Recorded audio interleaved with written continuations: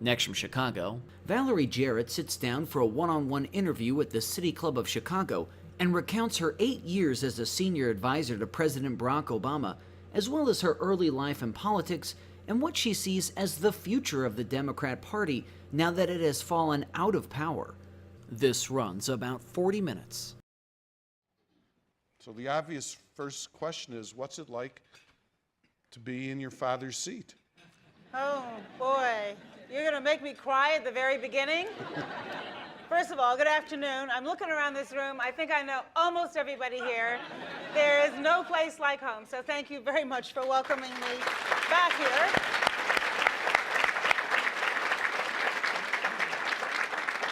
Gave me a second to compose myself. It is an extraordinary honor. My dad was one of the original investors. Those of you who know John Rogers know that he started Ariel as a very young adult. I was one of the people who said, you're far too young to start this business. Similarly to me telling somebody else, you're far too young to run for president. So much for my advice. But my father believed in John and his mission, and not only is he an extraordinary business person, but he's also a great civic leader here around the United States and around the world, so I'm honored to join his board. Thank you. So after you finished telling then U.S. Senator Barack Obama that he was too young to run for president, what did he say to you? Well, the story goes back a little further. Where I gave him my most incorrect advice was when I suggested that he not run for U.S. Senate. And those of you from Chicago will know he had, not that long before, lost in the congressional race against Congressman Bobby Rush. And so I said, if you run so quickly, then if you lose again, your political career is over. And so I don't think that you should do it. And he said, well, I'm going to do it. And if I'm not afraid of losing, then why are you? Which was really actually very good, sound advice, that you've got to take risks. He thought his opportunity was right then, and so he decided to run. And so actually, by the time he decided to run for president, I was like, okay, all right. You're kind of young, but okay, let's try. And the rest is history. How would you describe your experiences as an advisor to President Obama over the last 8 years? Yeah, extraordinary. Best 8 years of my life, to be able to be there from day one until the last day and have a chance to see our country come back from what could have been the worst economic crisis of a lifetime, and certainly was in my lifetime. Not since the Great Depression had we been right on the precipice with the banks in a free fall and losing 750,000 jobs a month, and to see us go from an unemployment rate down up to 10, down to less than 5, and 20 million people with health care, many who didn't have it before, and scaling down wars and figuring out how to grow and build the middle class. It was just an extraordinary experience, and there were some highs and there were some lows, but I wouldn't have traded it for anything. What was it like on that first day when you and the team moved into the White House complex?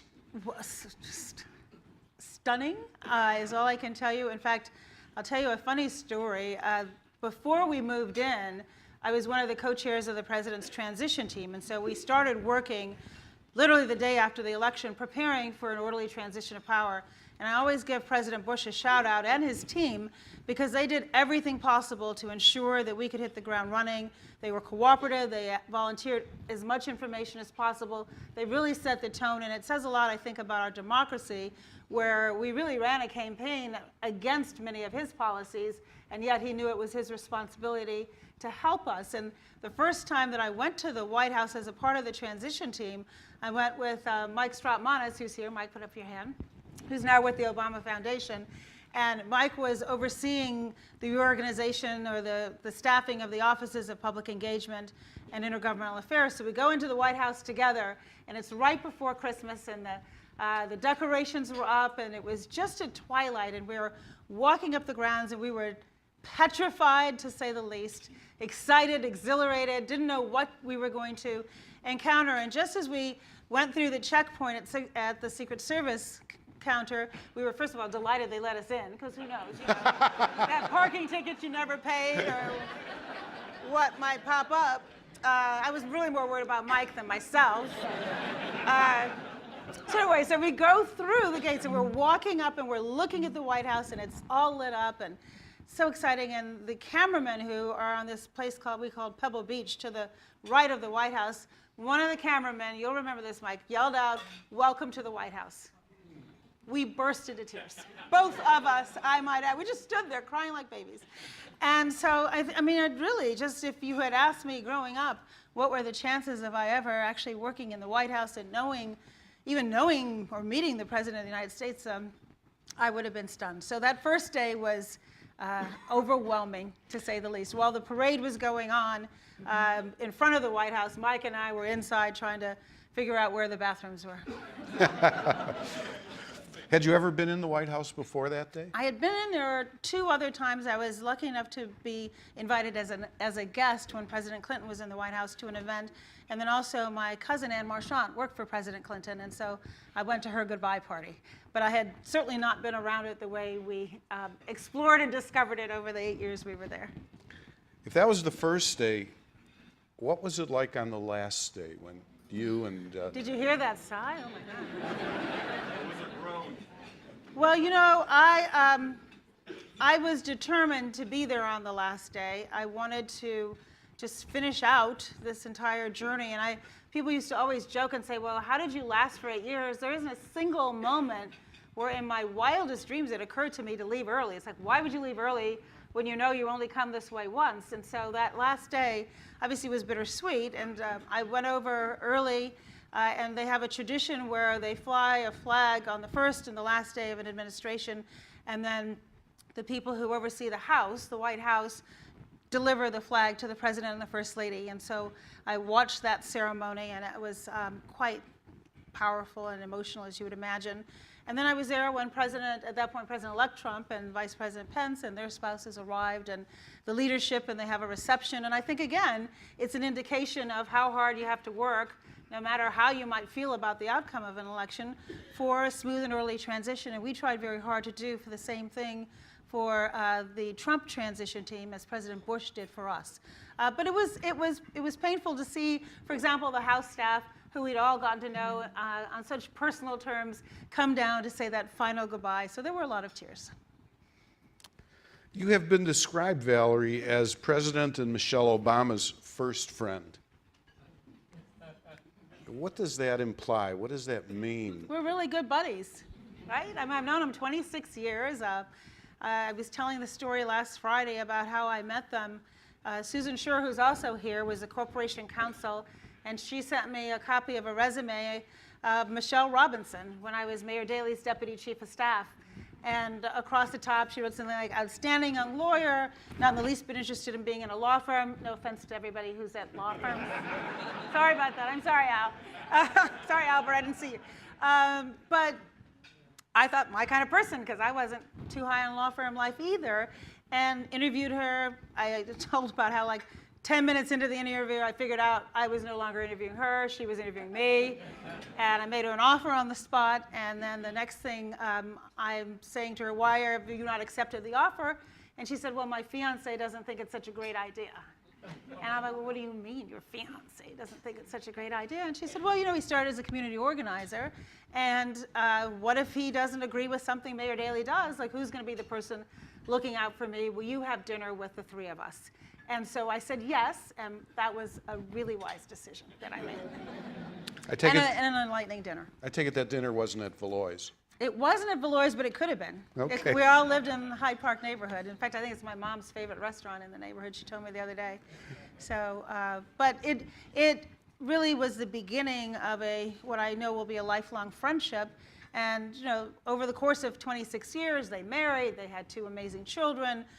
We were involved with each other both professionally and personally over the course of the normal vicissitudes of life. And out of that, you find out who you can trust. And I'm sure everyone in here who has a friend that you made friends with 26 years ago, you become pretty good friends. Absolutely. Reflecting back at this experience, what do you think were the greatest successes of President Obama and his team? Yeah, that's easy. I think number one, saving our economy. I mean, the fact that you now have millions and millions of people who have jobs who did not have them and who were at risk of losing them was very important.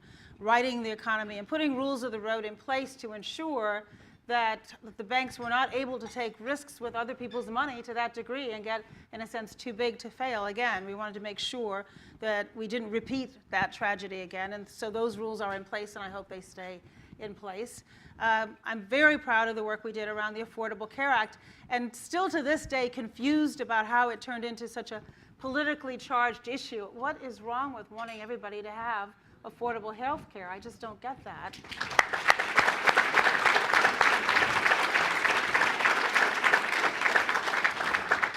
I'm on the international stage. I'm proud of the fact that we were able to strike a deal with a consortium of other countries to ensure that Iran doesn't develop nuclear weapons. Reestablishing relationships with Cuba, I think, is transformative.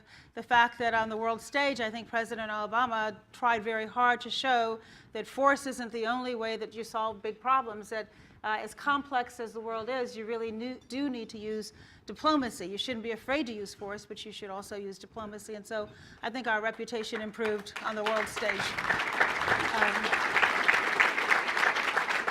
Reduced our dependence on foreign oil. I mean, the amazing strides that we made for energy efficiency, one of the areas where I am concerned about policy going forward.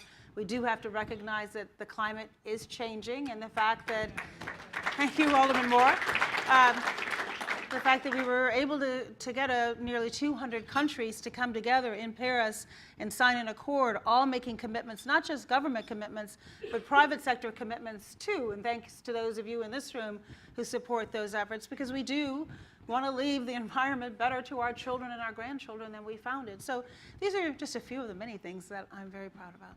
And we're proud that you were part of that. How about the lack of success? What do you think rankled the president and someone like yourself the most? Well, I'll give you three. First of all, I deeply regret that we were unable to get Congress to pass just the simplest of laws requiring universal background checks before we give people access to lethal weapons. I just think, why wouldn't you do that? And you know, we focus a lot on the tragedy at Sandy Hook, and it was certainly my worst day during the president's time in office. We heard the news, and then just a couple days later went to Newtown and had him participate in a memorial service for the 20 children and 6 adults who lost their lives so viciously. But soon thereafter, I came back home to Chicago with the First Lady and attended the funeral of Hydea Pendleton, who was murdered just a mile or so from where we live in North Kenwood, Oakland area, South Kenwood, Oakland. And you know, so whether it's a mass tragedy or it's one daughter, we just can do better. And so that's one big disappointment. Another big disappointment was on comprehensive immigration reform. The president believes we are a nation of laws, but we're also a nation of immigrants. And you know, part of why we are the beacon of hope to the world and people are drawn to the United States is that this is the land of opportunity. And we should have been able to get Congress, with the bipartisan support we had, to pass comprehensive immigration reform. It would have been a path to citizenship for many people who are in this country and who do contribute mightily to our economy and our quality of life, as well as providing opportunities for people who come here, enjoy our incredible institutions. We've got the best universities in the world, and what do we do after they get their degree? We send them back home so that they can compete in another country. Well, why wouldn't we want to keep them here? Because those jobs just create more jobs. And then I suppose the final one is one that's disappointing to me, because it was one of my responsibilities, and that was to try to get criminal justice reform legislation through Congress. And the goal there was to reduce mandatory minimum sentences for violent drug offenders. Our prisons and jails, as Chairman Preckwinkle could tell you, are full of people who either belong in facilities where they could get treatment for substance abuse or mental health challenges, or they deserve to have had a better education and they need a path to diversion. And we need to be investing in people when they are incarcerated. And finally, we need to be hiring them when they're released from prison and giving them that second chance so that they don't go through the revolving recidivism door. And the piece of that we didn't get done was a piece that required congressional action. Again, where we had bipartisan support. And I tell the story that if anyone told me that I would spend the quantity of time that I did with the General Counsel of Coke Industries, I would say that couldn't be. But you know what? They were supportive of it. And we had Grover Norquist, very fiscally conservative academic on the right and the ACLU on the left and everyone in between, and still, Congress refused to act. But the good news there is that there is work going on all across the country, including right here in Cook County, the state of Illinois. Cities and states and counties are passing legislation, and the vast majority of people who are incarcerated are at the state and local level. 2.2 million people in our country are incarcerated in our prisons. 11 million cycle through our jails on an annual basis, and so there's a lot of very important work that can be done outside of the federal government. Thank you. Could you describe President Obama's management and leadership style for us? And as a follow-up to that, did you ever tell him no about something, and what was his reaction? Okay, I'll start with the first one. That was easier. So his his management style is, I think, first of all, takes the long view.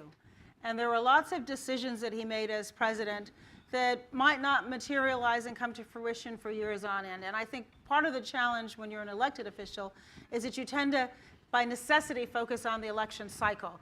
And there are certain things that you can do right after you're elected that you can't do in an election year. And pretty soon you're finding your moment for really bold change gets limited. And he always managed to say, let's take the long view. There were people, for example, who encouraged him not to go forward with the Affordable Care Act. And they said, we'll save that for later. It's going to erode your popularity. And his point was, well, what's the point in being popular unless you're going to do both things? And this isn't a popularity contest. And he was prescient, really, because if you think about it, the legislation was contested twice where the lawsuits went all the way up to the Supreme Court.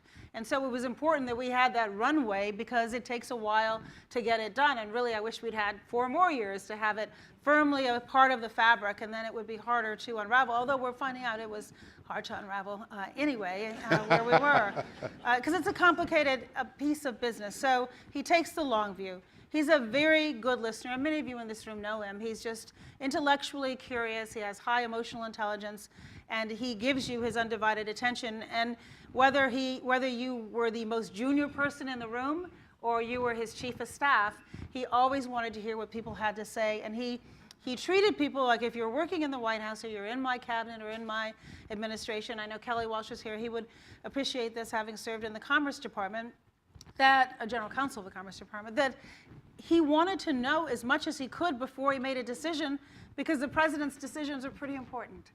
And so you want to be informed, and you want to make intellectual decisions.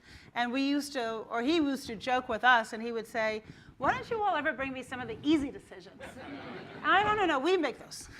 That's what your staff does. You get the tough ones, the ones that keep you up at night. And so I think it's important to note that he was very, very inclusive in his decision-making process, and then he wasn't afraid to make a decision. And he didn't just admire the problem and enjoy the conversation.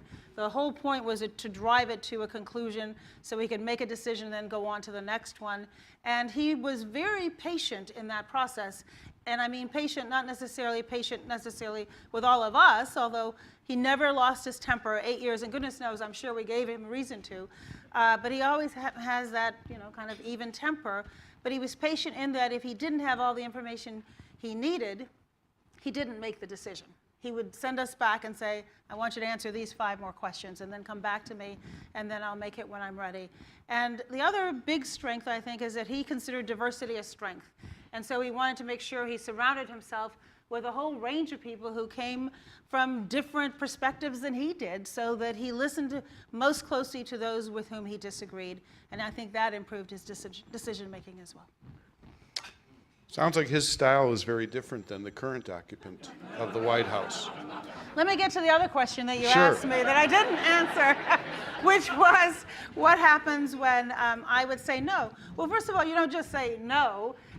You say, this is my opinion. And I think part, again, back to the management, is that people who were on his team felt so good about the process, the decision-making process, that in the end, when he made a decision, you often couldn't remember, well, where did I start on this?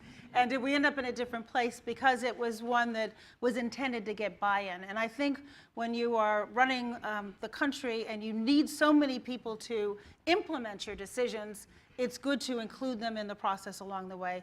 Makes implementation a lot more smooth and easy. You and your colleagues, Susan Scher and others, the other night you said in an interview that when you both worked for Mayor Richard M. Daley, that you were terrified. Yes, we were. Would you I know Nora's here. I'm elaborate on sorry, that? Nora. Well, you know what? Because he's the mayor of the city of Chicago, and we were still kind of young, and we were thrilled to have these incredible positions that he had given us. I mean, he believed in putting, women in high-powered positions. Was there ever a woman who was corporation counsel before Susan? I don't think so. And so we were really very happy to be there and thrilled to be there, and he scared us a bit. So it's true. But the story, to finish the story that Susan and I were telling, we told this in the context of us being in his office very early, soon after she was appointed corporation counsel, and at that point I was the commissioner of planning and development. And we love to tell the story because it says so much about him, and it says so much about culture. And that is, we're sitting there and we're supposed to be paying attention to whatever the topic of the meeting was, and neither of us were paying any attention at all. And we kept looking at our watches, and so finally he said, what is it that you all want to do that's more important than what we're doing right here? And I looked at Susan, and we had this moment of truth, and I said to him, the Halloween parade starts in 20 minutes. It's 25 minutes away, and we both held our breath, because who knows? We didn't know what he would say, and what he said is, then what are you doing here? And the relief we felt to have our boss empower us, we were both single moms, and we knew if we didn't show up at the parade, there would not be a parent there. We go flying down Lakeshore Drive, 100 miles an hour, and I know, exactly. And we get up to the lab school just as these little darlings are coming out in their costumes, and you can see them looking through the crowd for us, and we were there. And we were there because Mayor Daley gave us permission to go. And not only gave us permission, but he and Maggie supported, leading by example, putting family first. And I think that model served well as we both worked in the White House to try to encourage our junior staff who had children to be sure to take care of your family, and that you can be in a high-powered position but still be a really good parent. So would you say, and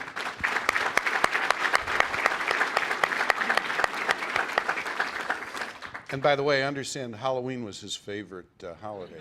So he got it. Yep. He got it. But even if it hadn't been Halloween, because what Susan said last Friday was that the best excuse in the world if you had to get out of a meeting with Mayor Daley is parent-teacher conference. We had lots of parent-teacher conferences. It's the lab school. What do you expect? Okay. He was great. So there were so many women that he appointed to meaningful positions, and he obviously recognized talent and energy and creativity. Yourself, Susan, we could name many others. The name Inga Fricklin comes quickly to my mind at this moment. So is Mayor Daley would you say, a strong feminist? Yes, I say that absolutely unequivocally. And I think he's raised his children to feel the same way, to feel like you can compete on an even playing field regardless of gender, and that you should be very mindful of supporting working families. And so, yes, I think he was amazingly supportive of each of us. Good. How close did you come when President Obama gave up his Senate seat? I knew you were going there. It's a city club, so we always like to probe and find certain things out. How close did you come to making a decision to strike out for that seat? And you were quoted as saying that the Obamas sort of dissuaded you. Could you talk to that, please? Yeah, sure. Why not? It's just us, right? Just 340 of your closest friends. Yeah, and whoever's watching on TV. No, I mean, I haven't been asked about it that much, but Susan and I did talk about it again last week. And so I did think very seriously about throwing my hat in the ring. And my family and my closest friends were all supportive of it. And they thought that it would be great to be a U.S. senator, be a legislator, be a principal, if you will, and do my own thing. So they were all for it. And what the president ultimately said is, look, I know you.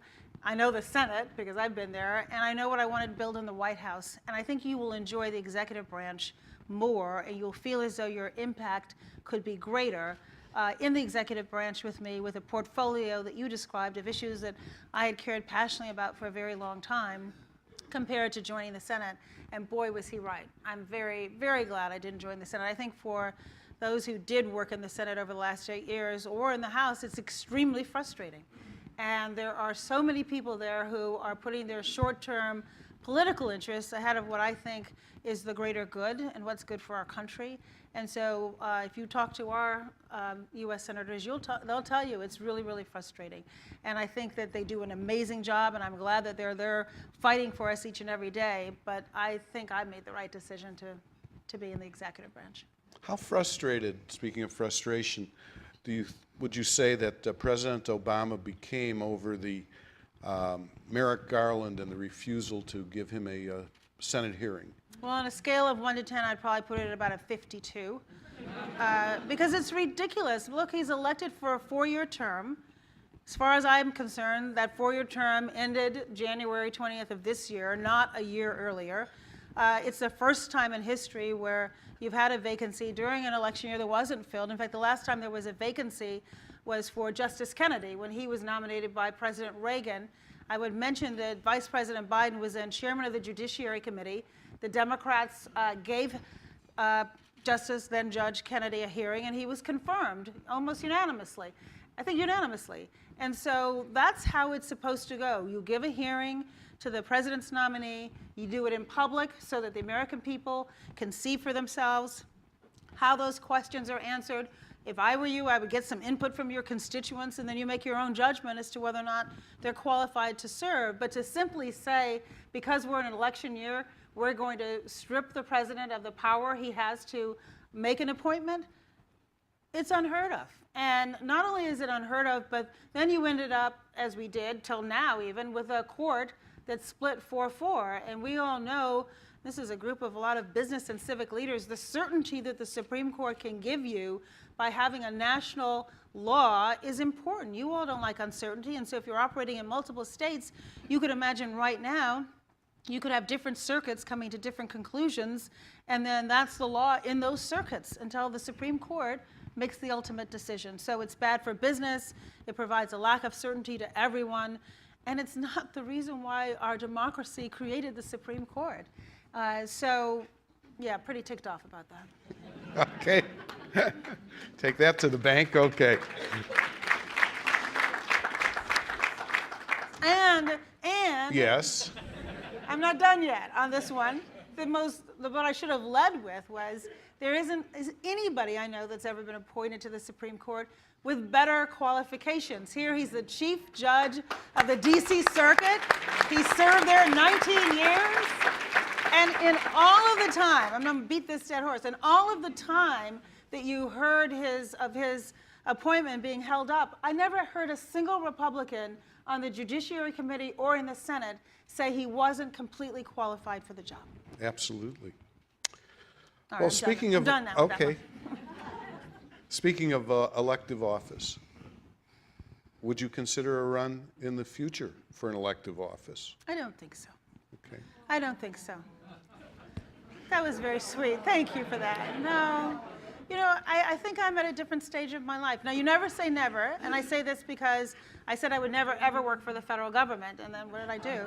I worked for the federal government. That was because I was very frustrated when you're here in local government, and you feel as though the federal government is so far away, and their programs are not tied to your reality.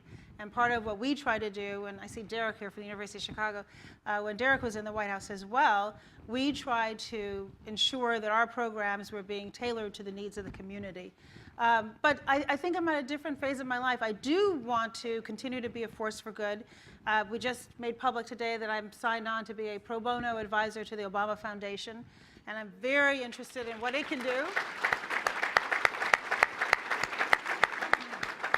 So it's not my day job, but it is something I'm very passionate about. I think that the President and the First Lady and their team, including Mike Strautmanis and others who may be here, are committed to making it not only a beacon of hope and an economic engine in Chicago on the South Side, great side of Chicago, but for the country and the world. And they are less interested in the library part of it than they are in the center, in the foundation, which is not looking to the past and all that he did as president, which is important and educational and historic, but to the future. And how can these two extraordinarily talented people who are still very young have an impact and use that as the epicenter for how they develop a platform for engagement with all of you and many, many more to solve some of the big problems that are left unsolved here in our nation and around the world. So that's going to take up a good bit of my time, and I'm just passionate about it, and we invite everybody here to participate. It's something that,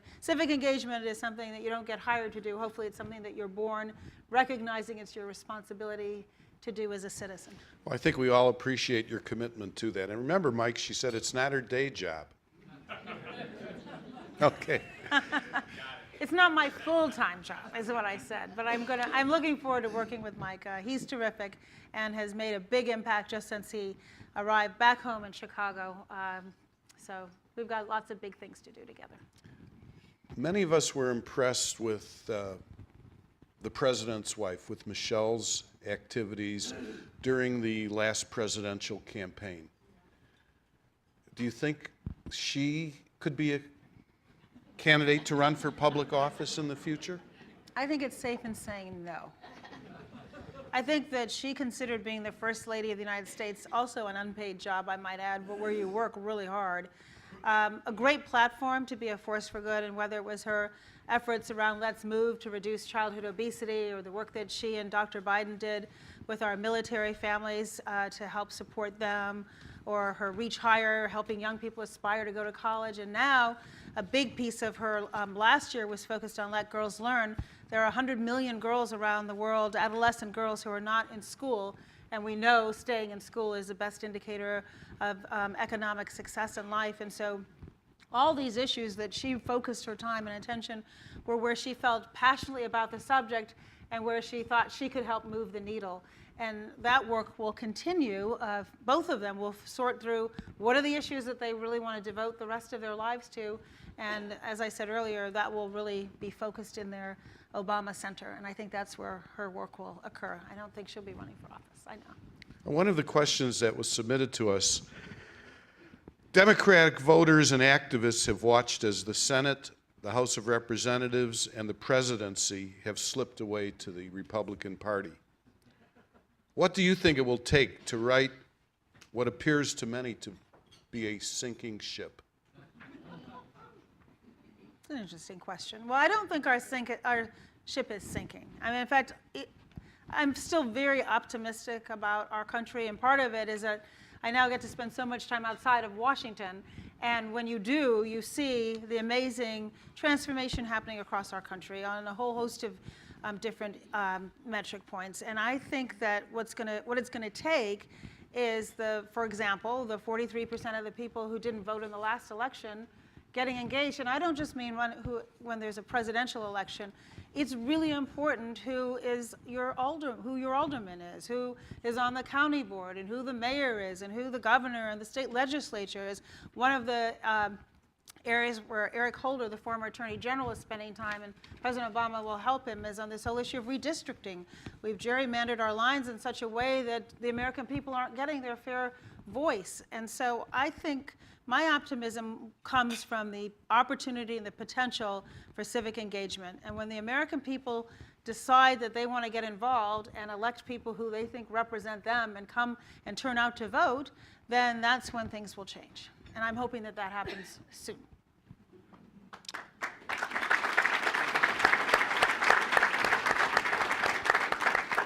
And we want to create, I think, I mean, part of what President Obama, I have to keep saying President Obama now because it's confusing. There's lots of presidents. So I think what President Obama is really interested in is, one of the things he's very interested in is creating a mechanism by which young people can find out the best practices to run for office. I meet people across the country who are interested, but they don't know where to begin.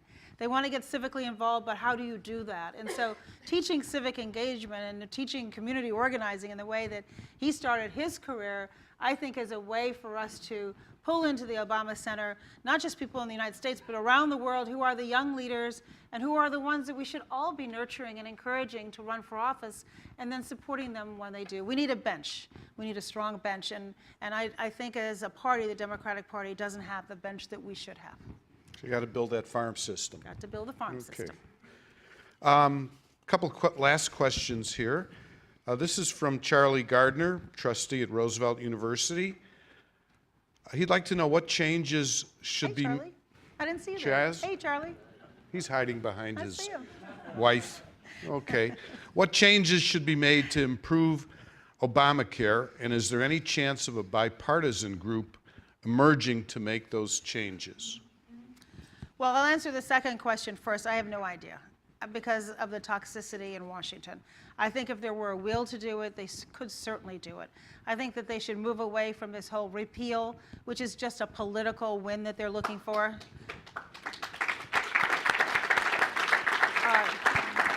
Because when you say repeal, keep in mind, it's not just the 20 million people who have health insurance through the exchanges. It's the people who benefited from the expansion of Medicaid in 31 of our states, 39 of our states. It's the people who benefited from knowing that insurance companies can no longer discriminate against them if they have pre-existing conditions. And you know, at my age, most of us have some sort of a pre-existing condition. Looking around this room, your age too.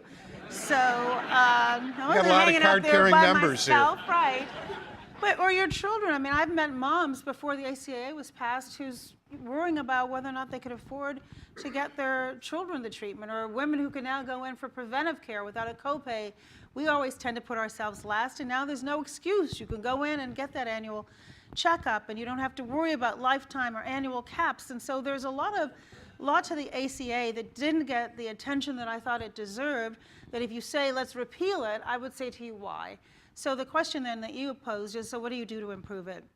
We need to make the exchanges healthier. And so part of what would have helped is if the Republicans had helped us market to younger people, because as you in the insurance industry, and Frank Clark was just telling me he's on the Aetna board, no, you want to have a reasonably healthy pool, because then that makes the numbers work. And young people think that they will live forever, and it's hard to get them to buy insurance. And so marketing it better and getting a better mix of the pool would have helped.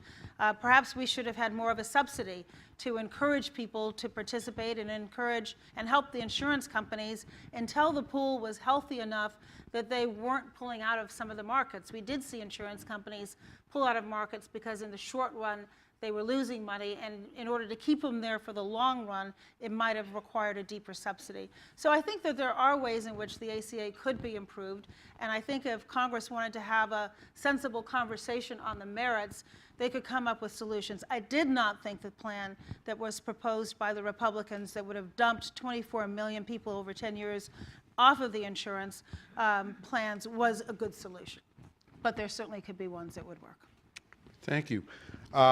This is from Tom McElroy. Tom, where are you? All the way in the back. Wherever, way in the back. Okay, that's good. He wants to know all the work that your team did to structure a smooth transition. It appears that the current administration has ignored that or chose not to act. How do you really feel? Thanks, Tom. Look, our job, and I mean this most sincerely, our job was to do the very best job we could preparing as many transition, both documents and in-person meetings as possible, so that they had the benefit of what we learned over 8 years. Then it's up to them to choose how to go forward. I mean, elections matter, they have consequences, and I can't tell you that we accepted everything that President Bush's team told us. We didn't. Each new administration is free to make their own decisions, and so all I can comment on was what my job was, and that was to worked very hard. We learned a lot over 8 years. We tried to distill it and put it in an intelligent form, and then you transfer it over like a baton, and then it's up to them. There are a couple of questions that we had, but we won't have time, but I'm just curious. The girls, Sasha and Malia, they seem to be two incredible people. They're terrific. Which is a real positive for whatever Michelle and the president It's a tribute did. to their parents. Absolutely. And their hard work, too. And Mrs. Robinson, A gem.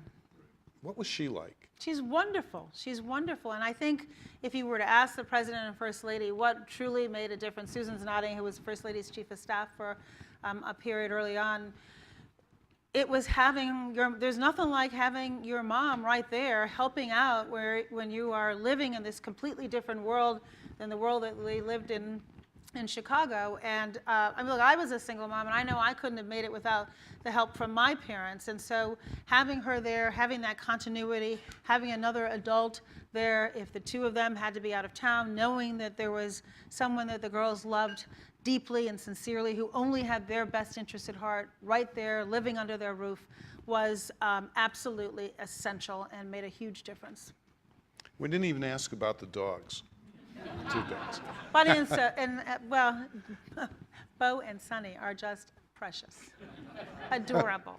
Somebody asked me, were the President and First Lady taking their dogs with them when they left the White House? I'm like, you obviously don't have dogs. Of course they're taking their dogs with them. Absolutely.